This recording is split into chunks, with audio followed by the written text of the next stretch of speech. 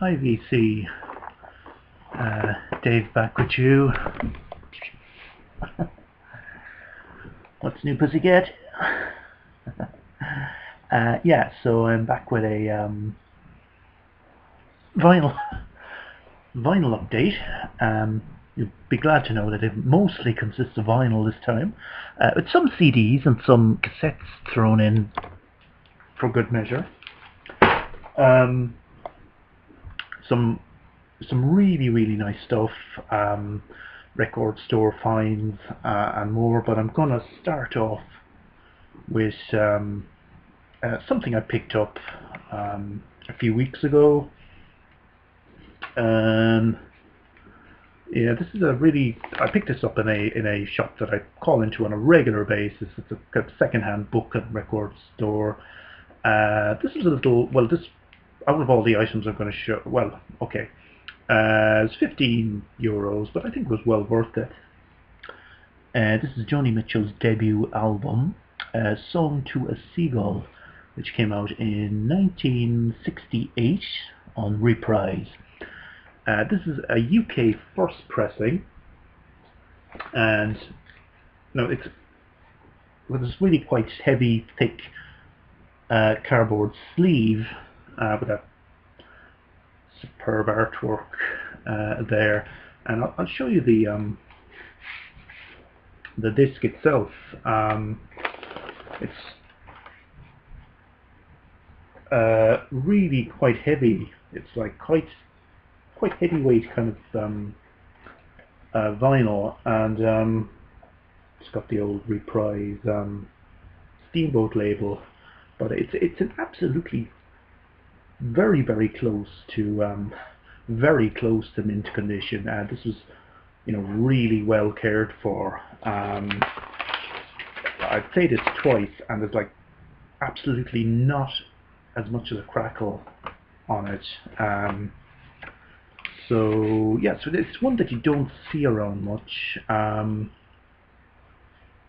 paid €15 for it, which I think is pretty good for a first pressing in this type of amazing condition. Yeah, so it's yeah, very quite minimalist, this album, I think. It doesn't really contain any of our kind of really well-known tracks, but I think it's definitely one that I think it's worth grabbing. It's kind of probably not one that kind of comes to the fore in terms of our classic albums, but it's a really nice little kind of minimal. It was as debut albums go, it is really a kind of a very decent one. Next up, got this in a different record store about a week or so later, and this is a band whom I very rarely see in the wild.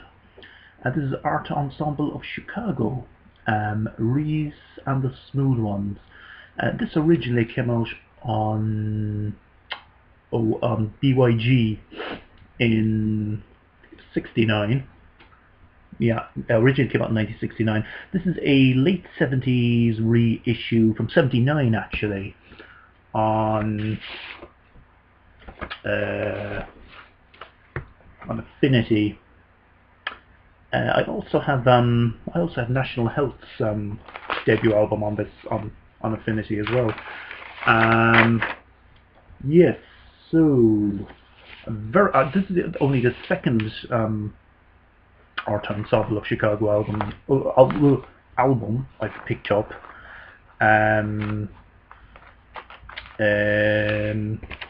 Yeah, very much free jazz. Yeah, this is it wouldn't be for everybody.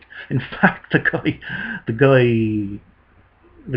of the guys running the shop, he said to me, he's a guy from Spain. There's two guys from Spain running the shop, and he said, "Oh, this is real heavy stuff. Oh, this is real heavy." Kind of, I suppose heavy is quite yeah, this is free jazz, you know, and free jazz isn't your thing.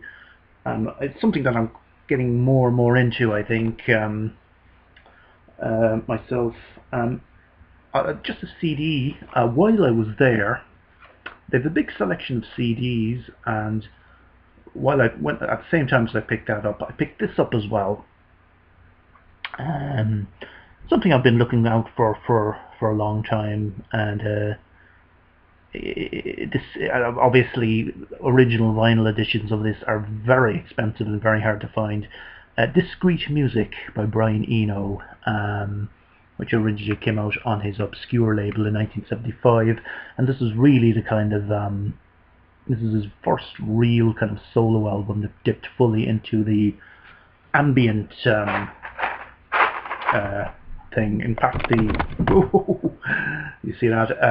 In fact, the sleeve notes are kind of, you know, his kind of ambient statement, so to speak, where he describes how he came about recording this album. So this is, you know, it's really a kind of a must-have for, you know, if you're into Eno's ambient stuff. Okay. Now next up, this is a Discogs purchase. It's something which I had on my want list for a long time, and I was only able to buy it really because I sold something on Discogs recently, which I made a nice little profit on, and it enabled me to purchase this long time want list item. This is a self-titled. This is the only album by a group called Supply, Demand and Curve. This is by an Irish band who were active in the early to kind of mid 70s. This came out in 1976. Now, one of the former members, who's not actually on this album, was what's his name again? Roger Doyle. I don't know. Some of you might be familiar with Roger Doyle. He's a avant-garde composer he's released stuff on, collaborated with Stephen Stapleton. Okay, but he wasn't actually on this album, so he'd left by the time this was recorded. So this is very much kind of, it came out in 1976 on a label called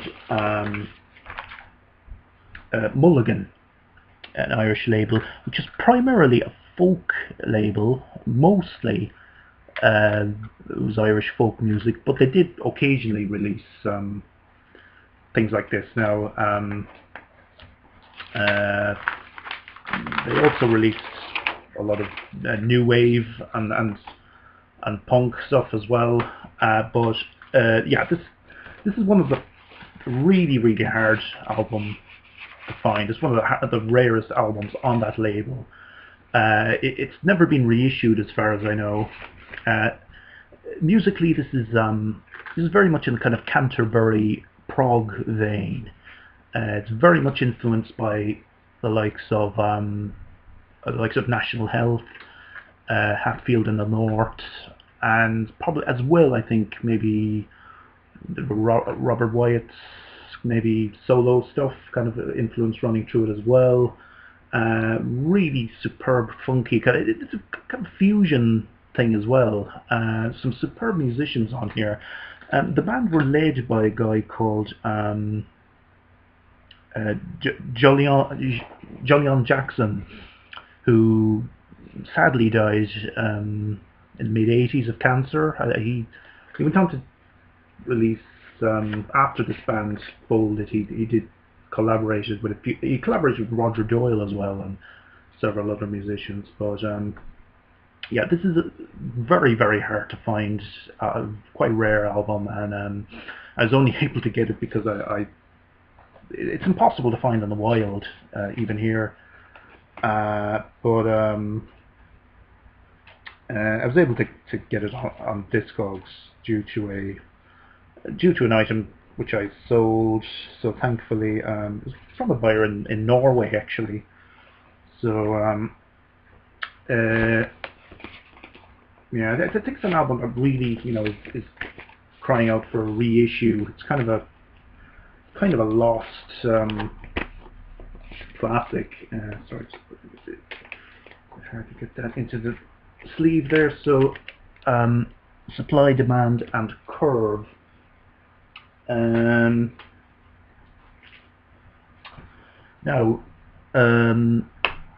last week,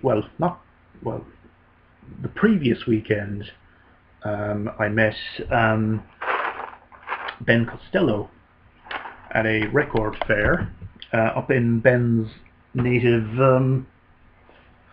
town of Limerick, and some really good record fairs go on there. So I travelled up there on the train. I arrived a little bit late, but I ended up grabbing some really good stuff. I bought stuff from 3 separate sellers at this fair, and I got some really nice bargains. First off, and our first purchase is going to include some CDs, because I also got some CDs from this. But vinyl-wise, I got an album which I've been looking for a long time as well. This is the second album by Ultravox. It's called Ha Ha Ha. It came out in 1977, and this is when they still had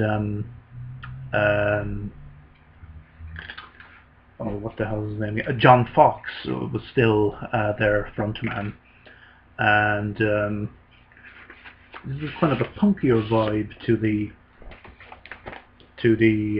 debut album, but yeah, it's kind of, yeah, very decent kind of punky kind of art rock kind of, and the track, there's one track, Hiroshima Mon Amour, which is a quite early example of synth pop. Yeah, very good album. Not a hard one to, or not an easy one to find as well. But the rest of the stuff I got from that seller are CDs. He had a lot of quite a lot of decent CDs, including a lot of industrial stuff.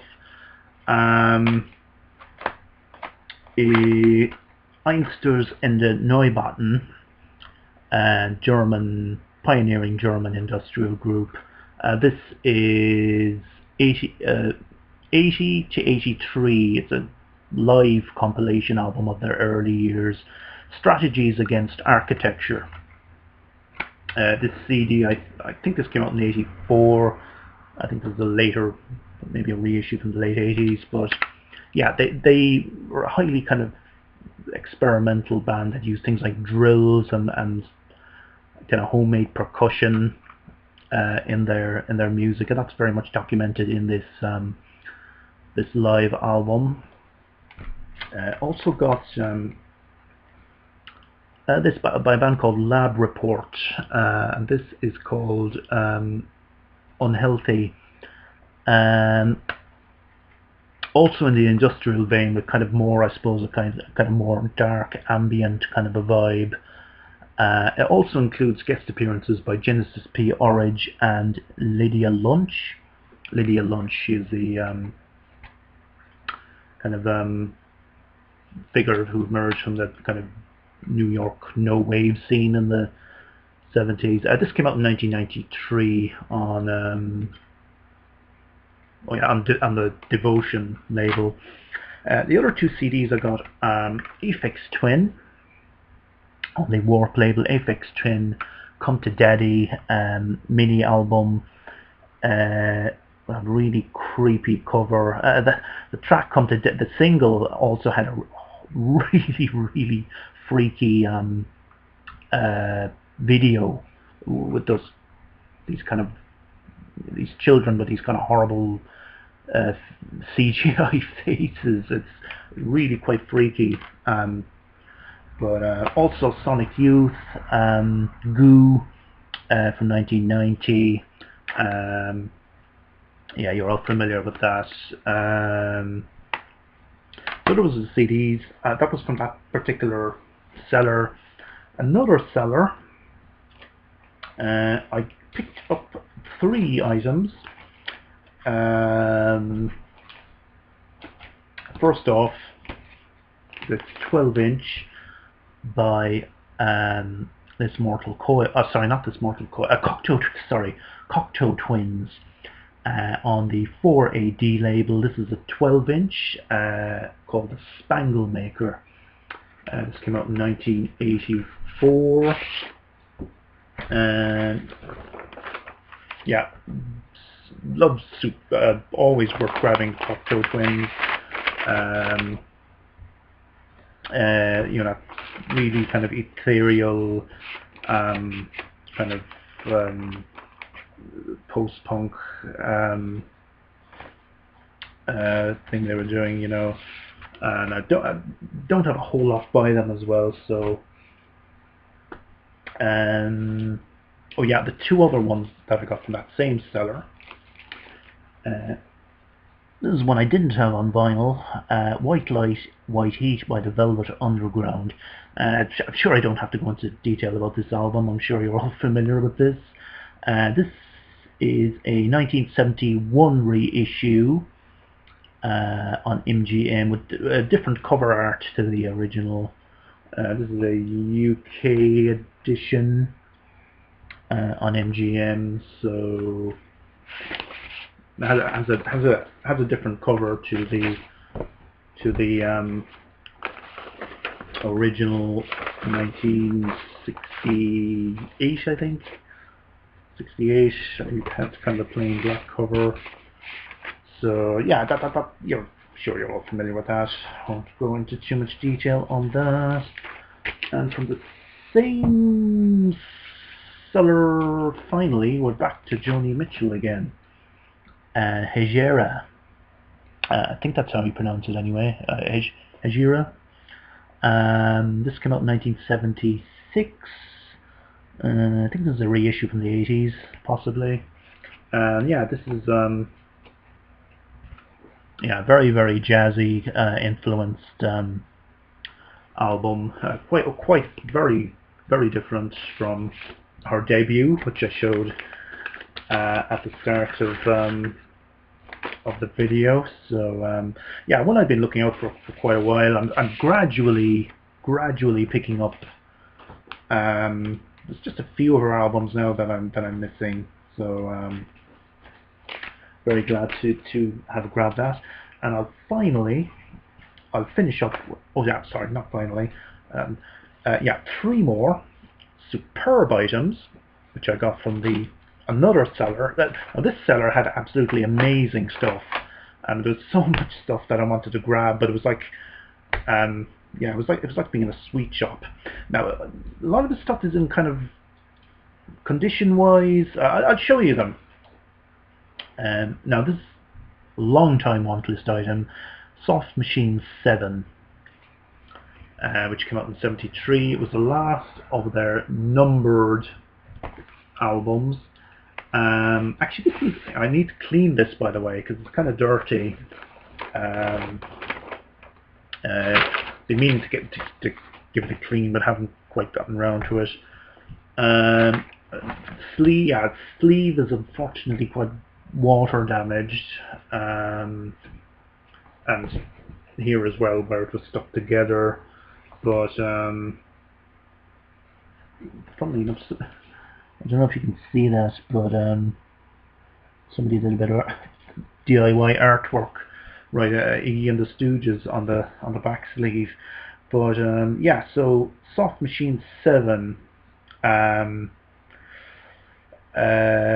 think I'm just missing 2. I'm missing 2, 5, and 6 now at this stage of the numbered ones. But yeah, yeah. What need I say about this amazing Canterbury? You know, just a superb band. Soft Machine, groundbreaking run of albums that they released in the first half of the 70s. Other two items, again, another long-time want list item, Steve Hillage, Rainbow Dome Music from 1979, absolutely amazing ambient album, and this is the original clear vinyl edition. Again, I'd need to give this a clean. I'd probably need to give this a professional clean. The two Spanish guys who I mentioned earlier, who's run they do a professional cleaning service, so I keep meaning to bring this, and I think the Soft Machine one as well. They both could do with a cleaning, but this has been on my want list for a long time. It's an absolutely amazing ambient kind of very big influence on the Orb as well, and Steve Hillage would go on to collaborate with the Orb in the 90s. And there you go. So Rainbow Dome Music, Steve Hillage, 1979. And finally, with regard to vinyl, this is an artist who, Michael Chapman. I've been aware of him for a long time, but never had actually had anything by him, and just came across this. This is from 1975. This is a German. What label is it? Yeah, it's on Nova. This is a live album, recorded in 75 in Germany. Oh yeah, and actually Michael Chapman is an English guitarist. Yeah, he's one of those kind of pioneering, I don't know what you call him, folk really, but kind of bluesy folk, I suppose. But he really has this kind of style of his own. But he's really kind of, you know, up there with, you know, the likes of maybe kind of an English. Well, I don't know what I quite compare him to John Fahey, maybe, but anyway, this album also has Achim Reichel of Achim Reichel and the Machines. That's him there. Sorry, that's him there. Also, Stiffy Stephen and Keith Hartley as well. So quite a good lineup there. And yeah, so Michael Chapman, an artist who I really recommend. This is a really good live album, and I've been kind of meaning to pick up something by him for a long time. Now I'll finish up. I'm in a big score of cassettes recently in a charity shop. I picked up about 15 of them. Somebody had just offloaded their entire collection. I'm not going to show all of them. I'll just show a handful. Just a select few. Definitely the pick of the bunch is this one. Music for Films 3. By Brian Eno plus other collaborators, including his brother Roger Eno and Daniel Lanois, and who else is on this? I think is John Hassel on this as well. Yeah, this is Harold Budd. Yeah, so I also have this on CD. So it's come out in 1988, and it's always superb to find anything kind of Eno related in a charity shop, because that's something that doesn't happen every day. I found a few Mike Oldfield 1980s releases. This is the complete Mike Oldfield, which came out in 1985 in form of two cassettes.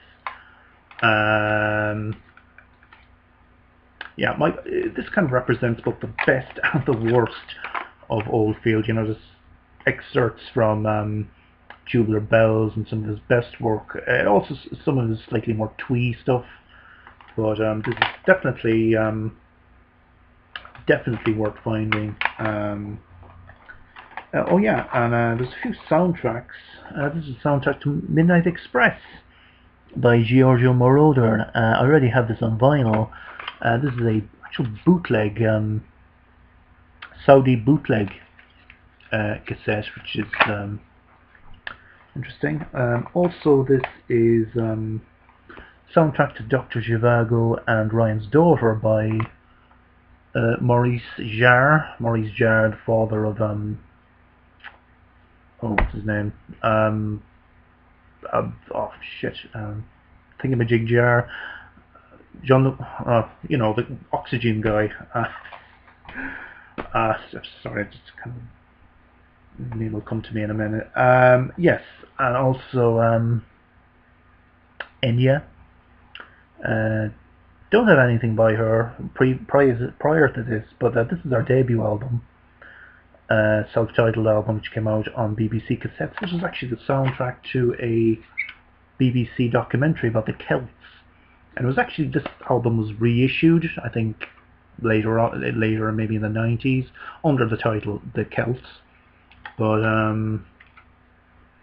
yeah, I quite like this. It certainly kind of divides opinion, you know, but it was an interesting listen. Okay, so that's it. That's my update for now. Thanks for watching, everybody, and I suppose it'll probably be Christmas by the time I speak to you next, but if I don't, a happy Christmas to everybody on the VC.